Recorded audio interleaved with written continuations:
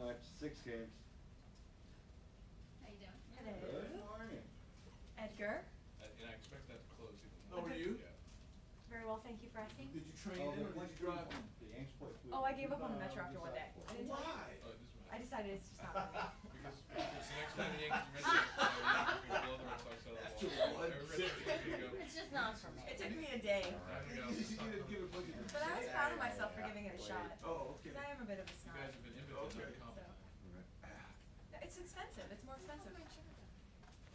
You think so? Yeah, it's more expensive. Than the gas? Yeah. For me to take the Metro in. Okay. It's more expensive to take Metro Yeah, than to than drive. to drive. From where? Silver Spring. Really? Yep. I just don't like getting on the subway when it's hot out. Yeah, that's true. Waiting there for the trains that are gonna fail on you and be delayed and too crowded with smelly people. My wife is gonna meet me here, right? So she gets on, you know, by the FBI. Uh-huh. Well, they had really crowded station. Apparently there was all that sort of stuff. They said the next train that comes in is gonna be a green line, but get on it because don't worry, it's gonna turn into yellow and it's gonna go.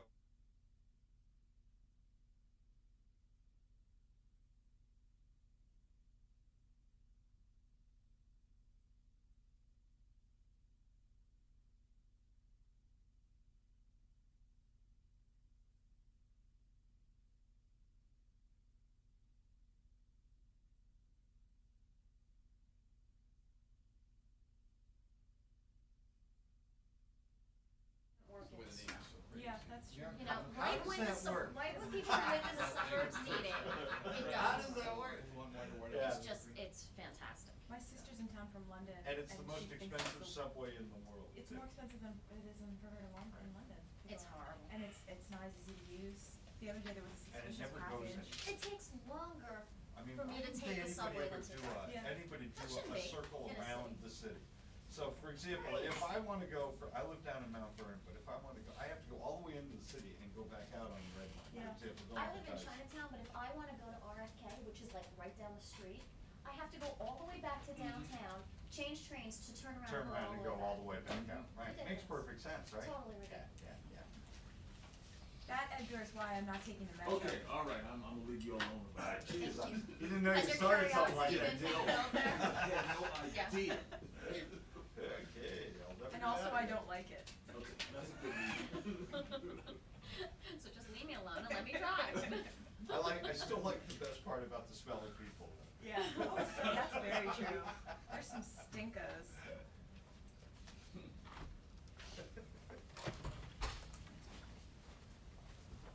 You're not a stinker? No? Well, good morning, everyone. Welcome to the Pentagon briefing room.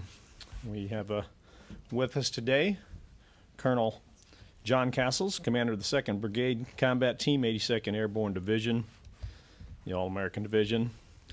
He's assumed command of the brigade in May of this year and is currently operating as part of Multinational Brigade Baghdad. And this is the first time he's been with us in this format. He's coming to us from Camp Taji. And with that, I'm going to turn it over to John. Go ahead. Hello and good morning. Let me first just say thank you for letting me talk with you all today, and I appreciate the chance to be able to discuss the security situation in our area. I'd like to begin by giving you a quick snapshot of our area of operation and our mission, and then talk a little bit about what some of the progress that we've seen since we've hit the ground. In February this year, our unit, the 2nd Brigade Combat Team of the 82nd Airborne Division, the Falcon Brigade, became the first of the surge brigades to put boots on the ground here in Baghdad as part of Operation Iraqi. For 7 months now, we've had paratroopers out living in sector, living among the people they protect, and working hand in hand with our Iraqi security force brothers to provide security, restore essential services, and to set the conditions for full Iraqi self-reliance.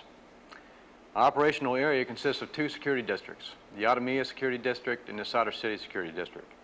Now, there are several notable areas in the Adamiyah Security District, one of which is Adamiyah proper. That's one of the last Sunni enclaves on the east side of the Tigris River. Then there are a couple of larger neighborhoods, Shab and Ur, that are immediately adjacent to the Sadr City Security District. Now, the Sadr City Security District, many of you are probably familiar with, is a very large part of Baghdad. densely populated urban area, consists of about 2.5 million people. Altogether, between Adamia Security District and Sadr City, we are responsible for about 3.5 million people. You all have heard General Petraeus say that you cannot commute to the fight, and I'm here to tell you that we aren't. We have about 85% of this brigade combat team forward deployed in 5 coalition outposts and 3 joint security stations. That being said, I know that the question that's probably on everyone's mind is the surge working? Well, unfortunately, I probably can't answer that question. The Falcon Brigade is a small part of the overall effort in the surge. And frankly, it's probably just too soon to really tell whether or not we're getting all the effects that we want to, just being a month or so into it. But what I can tell you is what we have been doing for the past 7 months with boots on the ground, being out there every day, and some of the trends that we're starting to see. And from where I'm sitting, things are starting to look pretty good. Overall, throughout the area of operation, the security situation has been improving. When we first came into our sector, there weren't very many attacks going on at all. And this is kind of a normal trend that you see, particularly when you move into an area that doesn't have many or no coalition forces in it. But a month or so into it, we started to see attacks picking up as the enemy started to figure out where we were and what we were trying to do. Since that time, we have obviously become very much more comfortable in operating in this area. And more importantly, the people have become more comfortable with us. And we've seen a steady trend downward of attacks, particularly in important areas like attacks against civilians. Vehicle-borne IEDs, indirect fire attacks, kidnappings, and sectarian killings have all been going down. In some parts of our area operations, we're way ahead of where we thought we'd be, and in other areas that we still feel like we're trading punches. But in every case, we're out there in the area taking the fight straight to the enemy. Since being here, we've conducted over 7,500 patrols and over 300 named operations. Our paratroopers are out there every day talking to the people, handing out tips cards, gathering intelligence, and during the day and night, executing operations, targeting terrorist networks. Our paratroopers have been destroying and severely disrupting these cells for the past 7 months. This brigade alone has sent over 300 detainees to Camp Cropper, all which have had significant evidence against them so they can be prosecuted to the fullest in the Iraqi criminal court system. We're standing shoulder to shoulder with our Iraqi security forces in this fight. They improve every day, and slowly but surely we're starting to see them take the lead. I don't think there's a better example of that than what we've seen over the past 3 or 4 days right here in Baghdad with the observance of the death of the 7th Imam. This is extremely important religious observance to the Iraqi people.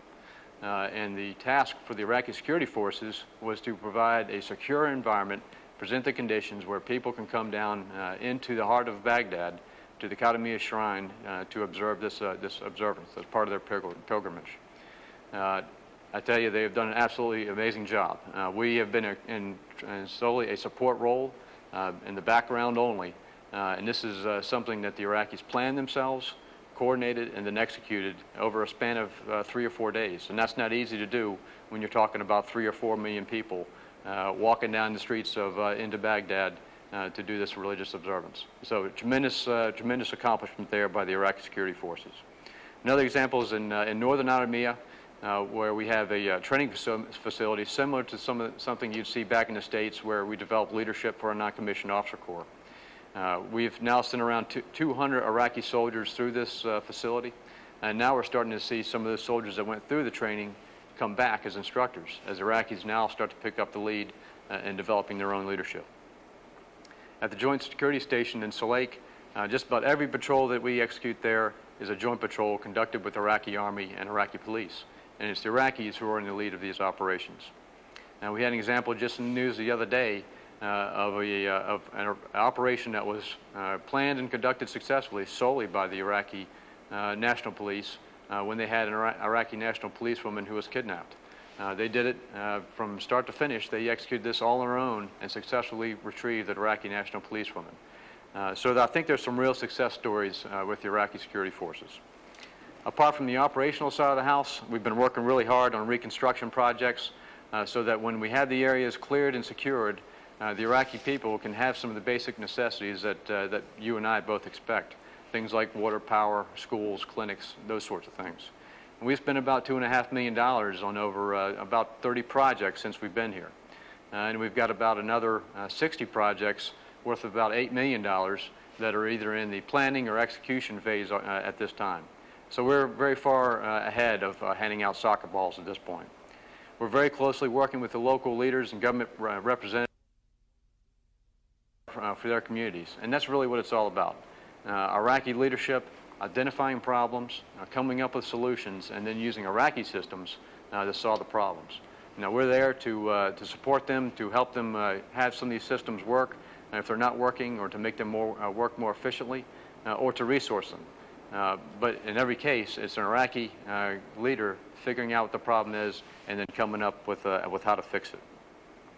We worked with the local government leaders and tribal sheikhs in the small town of Mesrat in northern Adamiyah. This is a very agricultural area that was starting to dry up because their irrigation system had basically had stopped functioning.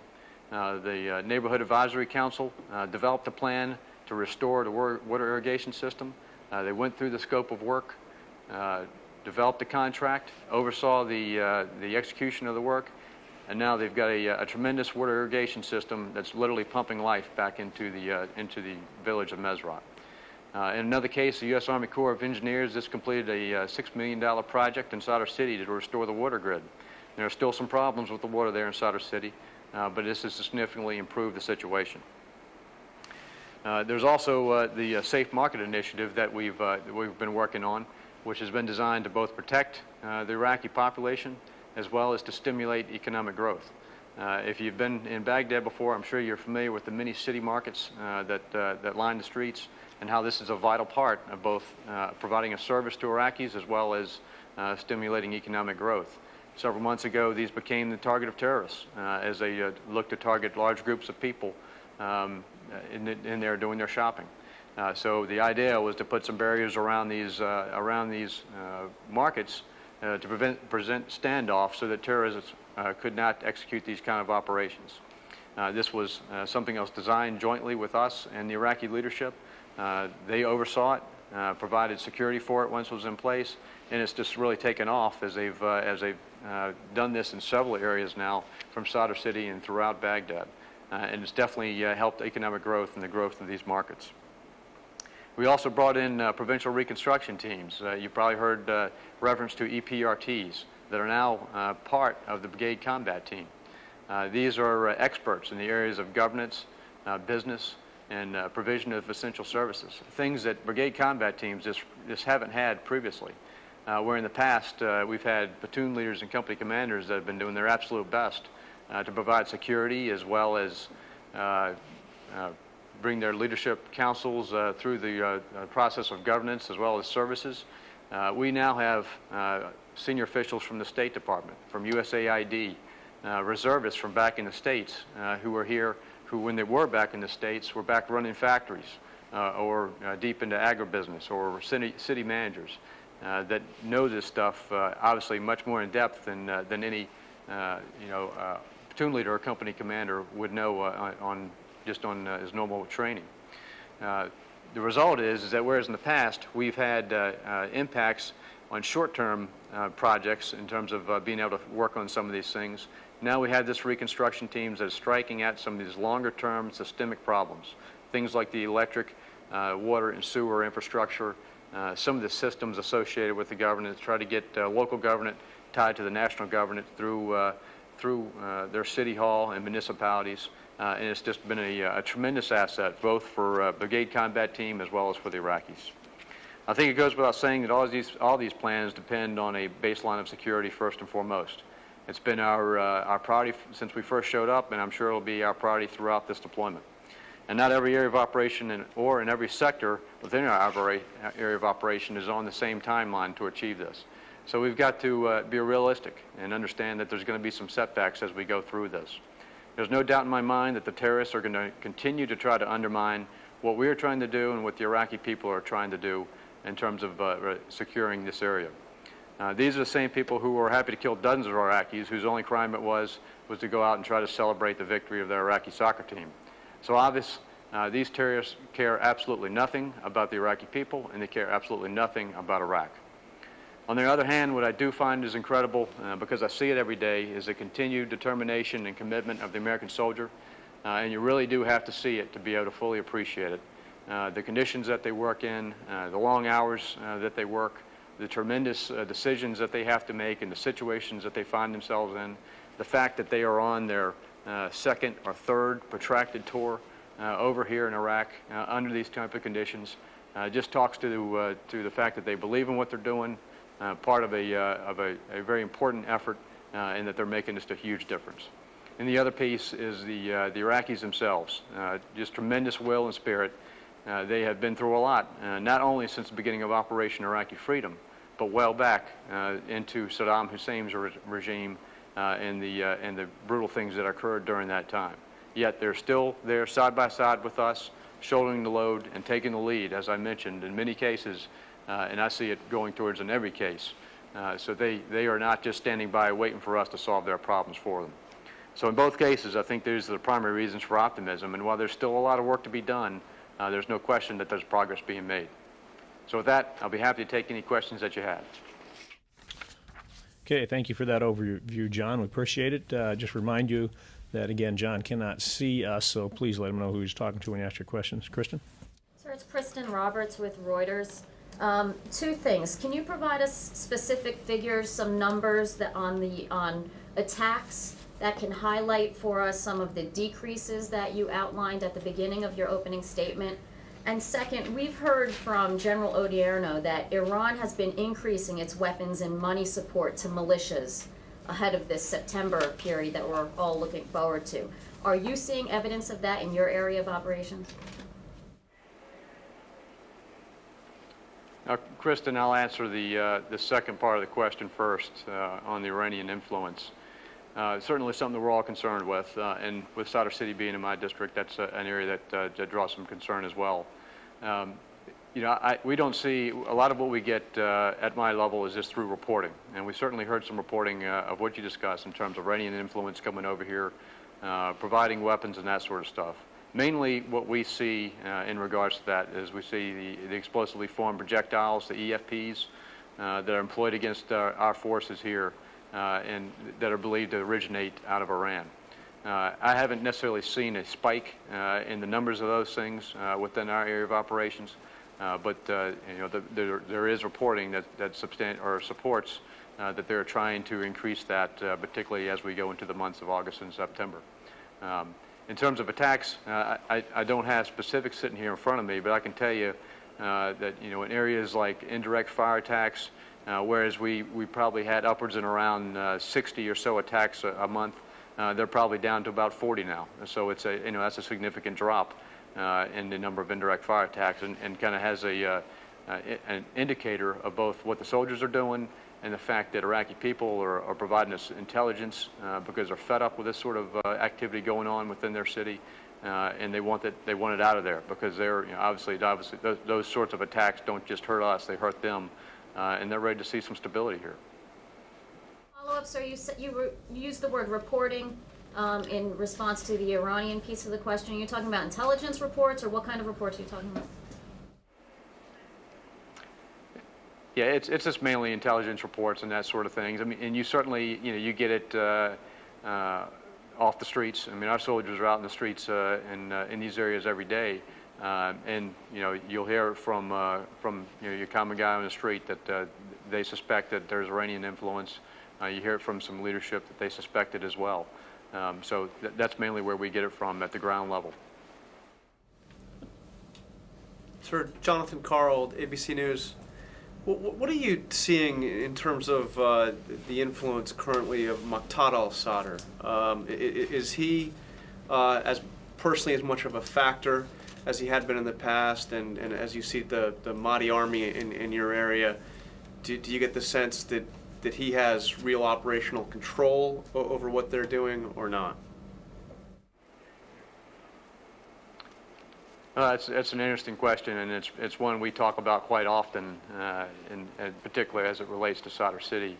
I think he is now in Iran, so just based on his location, you know, that implies that some of his control is not direct, and we certainly haven't seen him in Sadr City operating specifically, you know, since at least since I've been here. But I think he certainly exudes some influence just by the fact that the office of Muqtada al-Sadr is very strong within Sadr City, and he has a direct influence over that. In relation to the Mahdi Army, though, it's hard to tell. I personally think it's fractured somewhat, that they don't get a whole lot of direct guidelines from him, and that some of these divisions of it are operating on their own, and whether they be receiving guidance from him or just guidance from a rogue leader that's out here operating in the area, some of which we've seen have been more dangerous than others. Jeff. Colonel, Jeff Shogel with Stars and Stripes. How many combat outposts and joint security centers do you have in Sadr City?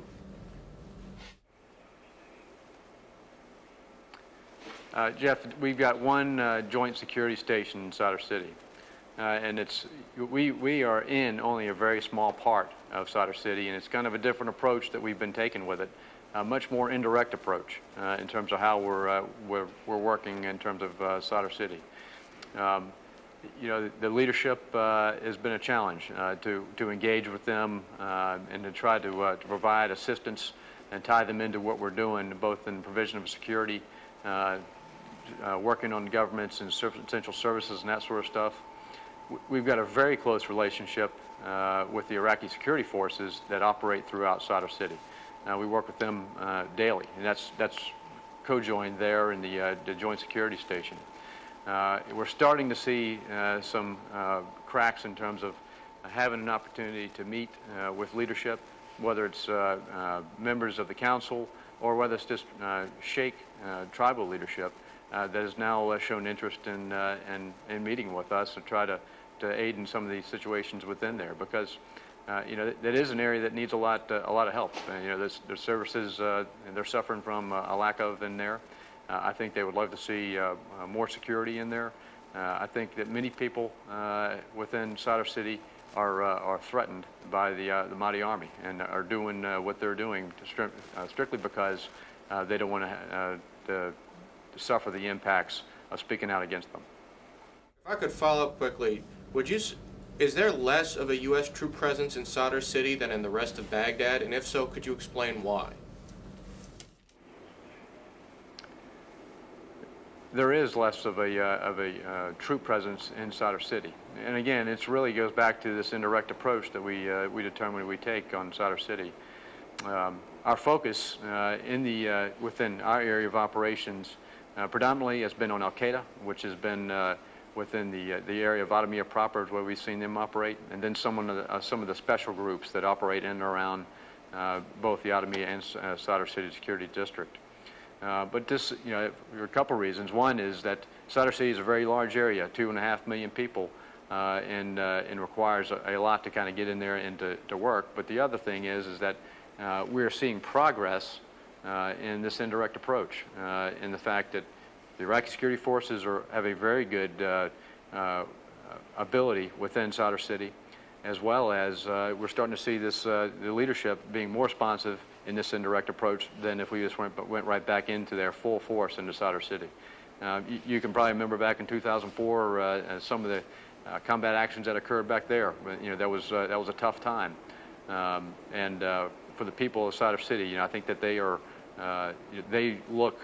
very suspect about coalition presence in there because of some of the actions that they thought were pretty heavy combat ops within there. So this is an approach to not go back in there and do the exact same thing that happened in 2004, but to work with them, work through their problems, and try to drive at some of these things like security and essential services, and to help their economic systems without going in there and doing a direct combat approach. Joe? Colonel, this is Joe Tabit with Al Hurra. You mentioned in your opening statement that you cannot right now tell if the surge is working, yes or no. Could you tell us when do you think, how long time do you need to evaluate the surge? Well, I think it's hard to put a mark on the map in terms of how much time specifically we would need for the surge to work. all I can say is that there's progress being made. And something like what's happened here the past couple of days for this Iraqi security forces to pull off this huge operation that they have with the 7th Imam observance, I think is a tremendous indicator that we're well on our way to doing just that. Now, there's other areas that aren't progressing as fast, and there's some areas that are probably progressing faster.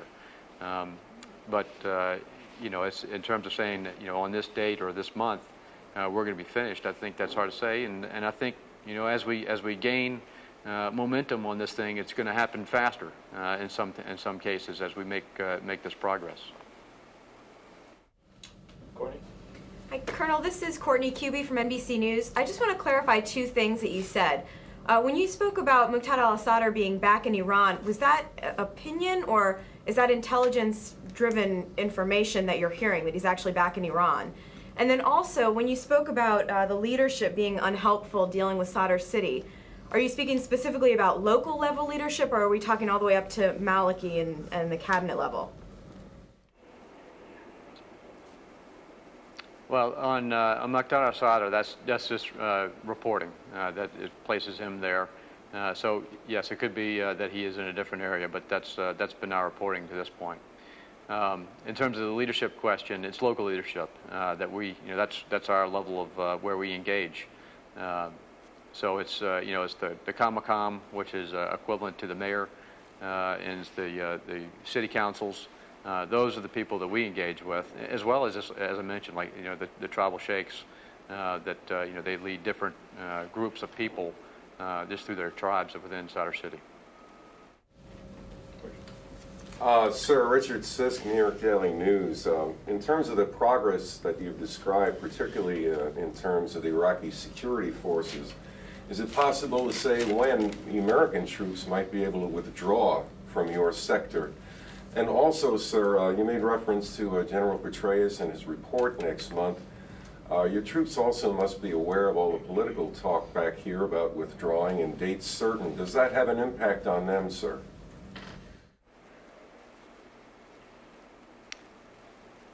In terms of the security question, when forces could withdraw, I think it's really, we've always talked about it, it's almost a, the neighborhoods are made up into mahallas, which are small communities. And it's almost mahalla by mahalla, neighborhood by neighborhood in terms of how security progresses. Clearly, what occurred the past couple of days was a countrywide effort focused on Baghdad that was enabled that to be pulled off. But there's areas, in my area of operation where we're looking at beginning transition in Iraqi security forces in the coming months. There's other areas where, whether it be the proficiency of some of the Iraqi security forces that we're working with, or just the threat that's in that area that I think is probably going to take a little bit longer. So I think I think that's probably indicative throughout Baghdad in that some are just going to go along faster than others. But the good news is that we are looking at that right now, and we can see that there are areas where we're ready to start making that happen, or start thinking through the process of how to turn this thing over to make it sure that it is sustainable and enduring. And we don't find ourselves with Iraqi security forces out there that are not prepared to deal with the problems they face. Could you repeat your second question again for me, please? Sir, it's just about General Petraeus' report next month and all the political talk back here about withdrawal. Does that have an impact on your troops, sir? It's in the news, and we certainly all see it. I think that it probably doesn't have a tremendous impact, other than they know it's happening. When you're out there on the ground every day, to be honest, sometimes it's hard to see the progress. It's because it's, they're immersed in it. I mean, it just becomes part of your life, and just like anything else, unless you kind of step back and take a look, sometimes you don't recognize all the good things that you're accomplishing. So their focus is very much on that kind of on the ground, day-to-day sort of stuff, and I think they are, like every soldier is letting his actions do the speaking for him. Yeah, this is Colonel Chason with Forecast International and the Journal of Electronic Defense. This week in Washington, there's a major trade show on unmanned vehicles. Could you give us a bit of a feedback on how your troops are using UAVs, airborne and ground vehicles? Are they helping in your kind of environment? Any feedback you can give on that? Well, I tell you, they're a tremendous help. We use the UAVs to provide a situational awareness throughout our sector. I mean, we're a Brigade Combat Team of right on over 4,000 people, and we're responsible for an area of over 3.5 million. So our ability to be everywhere at one time is just not possible. So the UAV provides us a lot of opportunities to gain situational awareness in areas where we can't put boots on the ground. I think the UAV has been one of the absolutely critical pieces of equipment since the war started, and continues to be so. We just simply can't have enough of them. And then there's things like ground robots, things that are used particularly in roadside bombs to interrogate and determine if things, because you can't always tell what these things are. It looks like another piece of trash on the side of the road, so send out a robot to interrogate these things to see if it is in fact a roadside bomb or if it's just trash. And obviously that is a way that we're able to confirm or deny whether a very dangerous object is on the side of the road. So in both cases, they are used very much, and they're a huge benefit to what we're trying to do. Sir, John Carl, ABC News again. Just wondered if you can give us an idea of how much city services, basic government services, are getting into Adamiyah. Things as basic as trash collection, and how does that compare with the Shia neighborhoods in your area? Are you referring to the actual Adamiyah proper area, the Sunni enclave? Yes. To be honest, there's not a whole lot of services going in there, and that's something that we're working real hard on. Our priority in Adamiyah proper has been security. And that's, something that's just, it's been a dangerous area. That's where in our area of operation. So we've been focusing on rooting them out and destroying that network.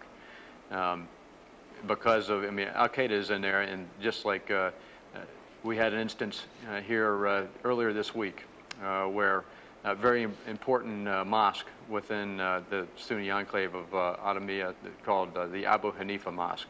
One of the most important mosques here in Baghdad for the Sunnis. We had some suspicion that terrorists have been using that as a safe haven because, we are very sensitive about operating in and around those things. But there was a local Sunni sheikh that was down in that area and had the terrorists killed two of his nieces. And this Sunni sheikh went to a neighboring mosque, got on a loudspeaker, and basically rallied a crowd down there, and formed a small group to go into the Abu Hanifa, and they rousted these terrorists out of there. They were working with the Iraqi security forces to let them know that they were going to do this. So the Iraqi security forces were providing them backstop. And then once they had routed these terrorists out of there, they found this very large cache of munitions in the area and turned it over to the Iraqi security forces. So an indicator that the people down there are fed up with it, of what the Al-Qaeda is doing, and all they're doing is just going into an area like this, sucking the life out of it, creating chaos, destroying all their services, and they're ready to have it back. The fact is that the local municipality can't do a whole lot of trash collection or work on their sewer systems, all that sort of stuff in there, because they're afraid if they go in there, they're going to strike a roadside bomb or get attacked by Al-Qaeda. We're seeing a turnaround in that now, both through the efforts, the joint efforts of us and the Iraqi security forces, and now we're starting to see the locals in that area starting to say that we're done with it. It's time for these terrorists to get out of here. Jim, let's make this the last one. Sir, this is Jim Garamond with American Forces Press Service. You mentioned that you had 4,000 soldiers in the region, covering 3.5 million people. Do you need more soldiers, not people?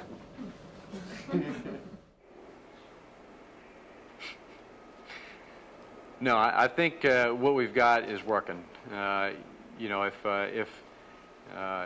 if we needed more, we'd certainly ask for it. Bottom line is there are areas that are more advanced in our sector that just don't need as many soldiers in there. So we take some risk in those areas, and we let the rescue security forces work there predominantly, and we provide smaller presence just to work with them and to help them as needed, work with local governments, that sort of stuff. And then we focus our forces into areas where we're most concerned about, areas like Alameda proper. And right now, we're seeing that that's working. Quick. Colonel Jeff Lestrade, very quickly, when you mentioned the indirect fire attacks going from 60 to 40 per month, what months were those? I'm swagging it here, but I think the 60 was in May and the 40 was in July. I think that's pretty close. Okay, Colonel Castles, we appreciate it. On behalf of the press office, I forgot to introduce myself. I'm Colonel Gary Keck, and I'm standing in for Mr. Whitman. We want to thank you for being with us today and provide you with a last opportunity to give us any closing comments or anything that you've thought of that you want to make sure that these people get today. Well, I'd just like to thank you for the opportunity to talk to the American people. America's got a lot to be proud of in its sons and daughters in terms of what they're doing over here. I tell you, I continue to be amazed every day at the accomplishments of what the paratroopers and the Falcon Brigade make. And they couldn't do these accomplishments without that support that we get from back home. I'd also like to say to the families and friends of the paratroopers and other soldiers who are living back there at Fort Bragg and other bases that we're committed to this mission in the global war against terrorism, and that we look forward to getting home once this mission is complete. Thank you all. Thank you, Colonel Castles, and as a former Falcon Brigade Fire Support Officer, we wish you full canopies, light winds, and soft landings in the future. Oh, I appreciate it.